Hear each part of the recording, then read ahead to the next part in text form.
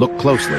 This elk rushed onto the highway, never attacking cars. It just kept nodding at people, seemingly asking for help. But people didn't understand, some even frightened by the large animal. One driver immediately sped away. Then, the elk approached another car. Its eyes were anxious. A lady thought it wanted to be close to humans. The elk let out a cry and didn't seem to want to leave. It looked like the elk was in trouble. So, a kind-hearted man got out of the car, and the elk led them to a mud pit. It turns out several of its companions were trapped in the mire. How smart this elk was to seek human help. One elk, struggling hard, was already buried in the mud, likely doomed. The other 3 elks were probably exhausted too. If not for their companion calling humans, they might have all been buried in the mud. A kind young man put a rope around the elk's antlers. Everyone worked together to drag it ashore. But this elk seemed totally exhausted. The young man quickly gave it some water. Please comment "God bless you" for blessings. The other 2 elks were anxiously waiting for rescue. People immediately began the rescue effort. Dragging in the mud was easier, but this adult elk weighed several hundred pounds. It took a lot of strength to drag it ashore.